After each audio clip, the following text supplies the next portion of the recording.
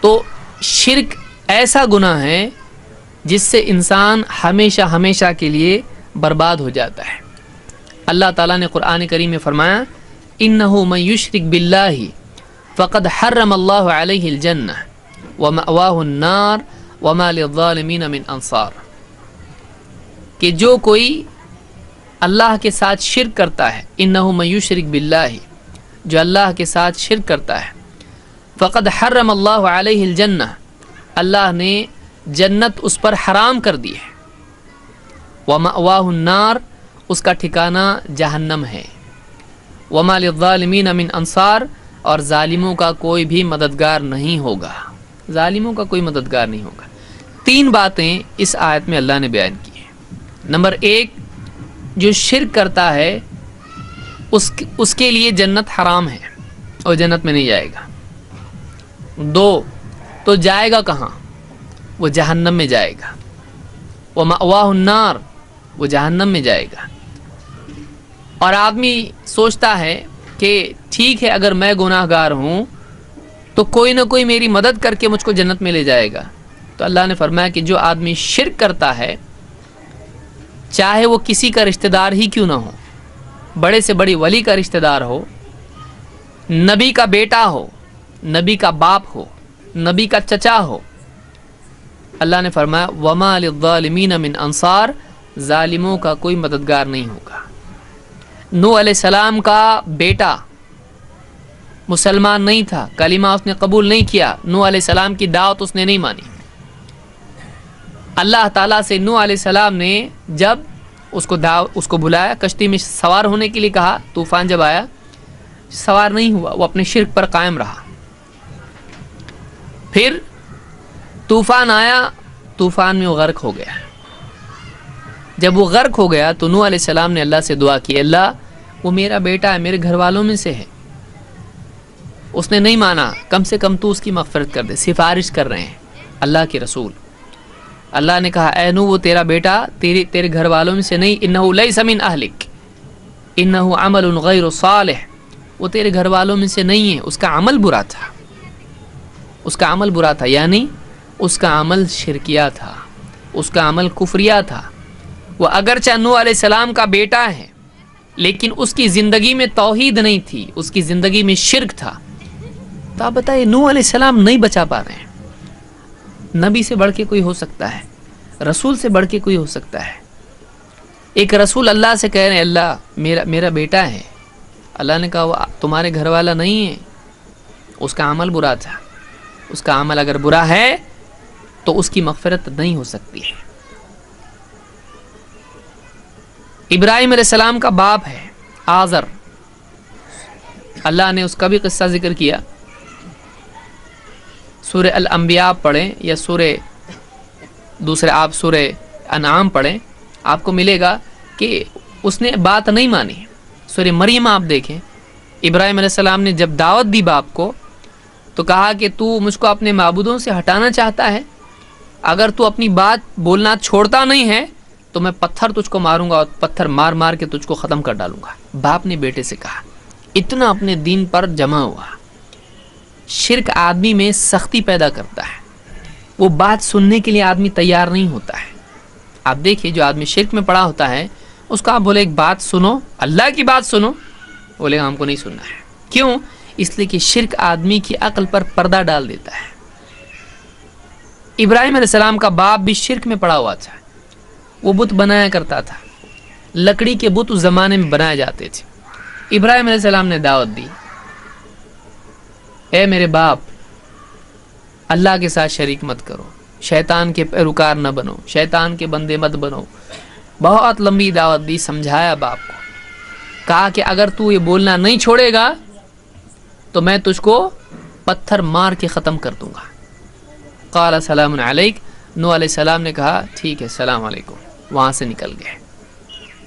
انی مہاجر الی ربی سیہدین، میں اپنے رب کی طرف جا رہا ہوں، اب میں ہجرت کر کے تجھ کو چھوڑ کے جا رہا ہوں۔ باپ کو چھوڑ کے نکل گئے کیونکہ باپ نے رہنا ہی مشکل کر دیا۔ اگر رہنے دیتا تو بات کرتے، لیکن کہا کہ تو اب یہاں سے نکل جا، اگر تو پھر یہ بات کرے گا پتھر مار کے تجھ کو ہلاک کر دوں گا، میں سنسار کر دوں گا تجھ کو۔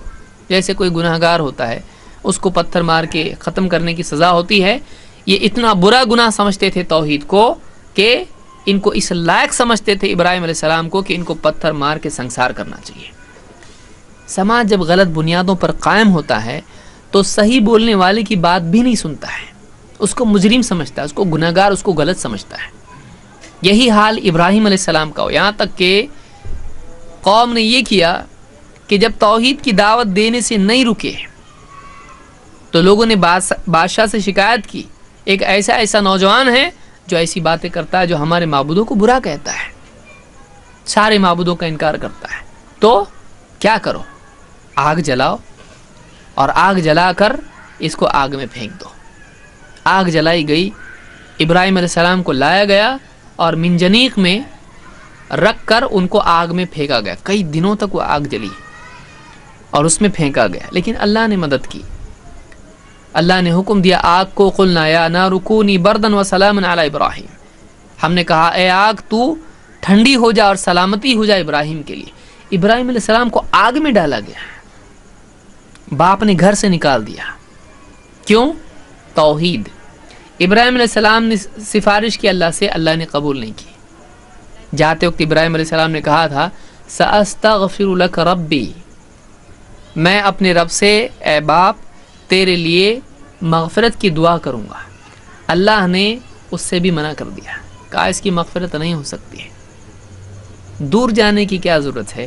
اللہ کے نبی صلی اللہ علیہ وسلم، محمد عربی صلی اللہ علیہ وسلم کے چچا کا حال آپ دیکھیے، پال پوس کے بڑا کیا، ساتھ دیا، ہر تکلیف میں کام آئے، نبی سے رشتہ داری ہے، نبی سے ہمدردی ہے، لیکن واقعی غور کیا جائے تو وہ جو ہمدردی ہے وہ نبی سے نہیں ہے، وہ محمد ابن عبداللہ سے ہے۔ وہ ہمدردی کس سے؟ نبی ہونے کی وجہ سے ہمدردی ہے؟ نہیں، میرا بھتیجا ہے تو بھتیجے سے ہمدردی ہے، وہ نبی سے نہیں ہے۔ وہ محمد رسول اللہ سے ہمدردی نہیں ہے صلی اللہ علیہ وسلم، وہ محمد ابن عبداللہ سے ہمدردی ہے۔ جب انتقال ہو گیا اور مرتے وقت آپ صلی اللہ علیہ وسلم نے دعوت پیش کی، دعوت قبول نہیں کی، کہا ہے چچا میں تم لا الہ الا اللہ آخری وقت میں ہی صحیح کہو، اللہ کے سوا سارے معبودوں کا انکار کرو، اللہ کے سوا سارے معبودوں کا انکار کر دو، لا الہ الا اللہ کہو، میں تمہارے لیے سفارش کروں گا۔ کون وعدہ کر رہا ہے؟ اللہ کا نبی، سارے نبیوں کے سردار، گناہوں کی سفارش کرنے والے، شفیع المذنبین، اللہ کے منتخب، مقام محمود جن کو ملا ہے، سارے نبیوں کے امام، جن کو معراج میں اللہ تعالیٰ نے سارے نبیوں کی امامت کا شرف دیا، جنہوں نے آسمانوں کی سیر کی، وہ کہہ رہے ہیں اپنے چچا سے کہ اے چچا آپ میرے کان میں بول دو، آپ میرے سامنے بول دو لا الہ الا اللہ کا، بہت بڑا کام تو نہیں ہے، لیکن واقعی دیکھا جائے تو یہ بہت بڑا کام ہے، اتنا بڑا کام ہے کہ یہ کام اگر کرتا ہے تو وہ نبی کی سفارش کا حقدار بنتا ہے، لیکن اگر یہ کام نہیں کرتا ہے تو چاہے وہ نبی کا ساتھ دینے والا ہو، چاہے وہ نبی کا چچا ہو، چاہے اس کے دل میں نبی کی محبت کوٹ کوٹ کے بھری ہوئی ہو، لیکن اگر وہ مشرک ہے، اگر وہ شرک کرتا ہے تو نبی بھی اس کی سفارش نہیں کر سکتے، نبی بھی اس کی سفارش نہیں کریں گے۔ اتنا سخت قاعدہ اللہ کے پاس ہے۔ اللہ کے نبی صلی اللہ علیہ وسلم جب ان کا انتقال ہو گیا ابو طالب کا، تو اللہ سے مغفرت کی دعا کی، اللہ تعالیٰ نے کہا کہ نہیں، ما کان للنبی والذین آمنوا ان یستغفروا للمشرکین ولو كانوا اولی قربى من بعد ما تبین لهم انہم اصحاب الجحیم، نبی کے لیے اور نبی کے ساتھ ایمان والوں کے لیے ہرگز اس بات کی گنجائش نہیں کہ وہ ان لوگوں کے لیے مغفرت کی دعا کریں جو مشرک ہیں، جبکہ بات صاف ہو چکی ہو کہ یہ لوگ جہنمی ہیں، کیونکہ توبہ نہیں کیے، زندگی ختم ہو گئی، شرک پر ہی مر گئے، اور دعوت پہنچی تھی، ایسا بھی نہیں کہ دعوت نہیں پہنچی، کسی کو دعوت نہ پہنچی اور شرک پر مرا ایک اور بات ہے، لیکن ان کو دعوت پہنچی ہے، نبی نے سمجھایا ہے، لیکن آخر وقت میں کہا کہ میں اپنے باپ دادا کے دین پر ہوں۔ دیکھیے کیا ہوا، نبی کی بات نہیں مان کے جو آدمی باپ دادا کے دین پر مرا ہے، اللہ تعالیٰ نے فرمایا کہ اے نبی آپ ان کے لیے مغفرت کی دعا بھی نہیں کر سکتے، آپ ان کے لیے مغفرت کی دعا نہیں کر سکتے۔ تو جو انسان شرک کرتا ہے وہ اس کا کوئی مددگار نہیں۔ اسی لیے جو میں نے آیت شروع میں پڑھی، اللہ نے کیا فرمایا؟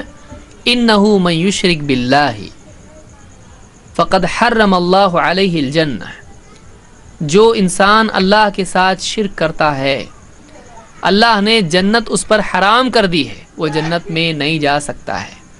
2 وَمَأْوَاهُ النَّارُ، اگر وہ جائے گا تو جہنم میں ہی جائے گا۔ 3 وَمَا لِلظَّالِمِينَ مِنْ أَنصَارٍ، ظالموں کا کوئی مددگار نہیں ہوگا۔ نوح علیہ السلام اپنے بیٹے کے مددگار نہیں بن سکے، ابراہیم علیہ السلام اپنے باپ کے مددگار نہیں بن سکے، محمد رسول اللہ صلی اللہ علیہ وسلم اپنے چچا کے مددگار نہیں بن سکے۔ بڑے سے بڑا نبی ہے، اللہ کے ہاں اتنا بڑا مرتبہ ہے، لیکن جس کی سفارش کر رہے ہیں وہ مسلمان نہیں ہے، اس کے پاس توحید نہیں ہے، وہ شرک کرنے والا ہے، وہ مشرک ہے، اللہ کے ہاں مغفرت نہیں ہوگی۔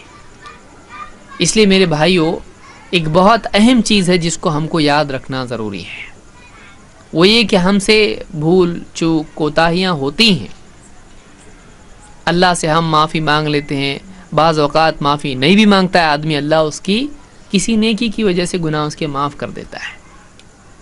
لیکن ایک گناہ ایسا ہے کہ جس کی مغفرت نہیں ہے، ایک گناہ ایسا ہے جس کی مغفرت نہیں ہے۔ وہ کون سا گناہ ہے؟ وہ شرک کا گناہ ہے۔ قرآن کریم میں اللہ تعالیٰ نے فرمایا ان اللہ لا یغفر ان یشرک بہ ویغفر ما دون ذلک لمن یشاء، کہ اے نبی آپ بتا دو لوگوں کو، ان اللہ یقیناً لا یغفر ان یشرک بہ، اللہ تعالیٰ ہرگز اس بات کی مغفرت نہیں کرے گا کہ اس کے ساتھ شرک کیا جائے، ویغفر ما دون ذلک لمن یشاء، اور اس کے سوا جس گناہ کے لیے جس کی چاہے گا مغفرت کر دے گا۔ شرک کے سوا کوئی بھی گناہ آدمی کر لے، ہو سکتا ہے اللہ معاف کرے، گناہ تو کرنا نہیں چاہیے، لیکن اگر کسی سے گناہ ہو گیا تو اللہ تعالیٰ ممکن ہے اس کی مغفرت کر دے، لیکن اگر شرک پر آدمی مرا ہے تو اس آدمی کی مغفرت نہیں ہے۔ اللہ نے صاف کہہ دیا کہ جو آدمی شرک پر مرتا ہے اس کی مغفرت نہیں ہوگی، جو آدمی شرک کرتا ہے اس کی مغفرت نہیں ہے۔ اس لیے ہم کو اپنی زندگی میں خاص طور سے 2 چیزوں سے بچنا چاہیے، 2 چیزیں جو آدمی کی نیکیوں کو برباد کرتی ہیں، ایک شرک اور دوسرے بدعات۔ یہ 2 چیزیں ہیں جو آدمی کو اللہ کے ہاں ملعون بناتی ہیں اور نبی کریم صلی اللہ علیہ وسلم کی سفارش سے محروم کرنے والی چیز ہے۔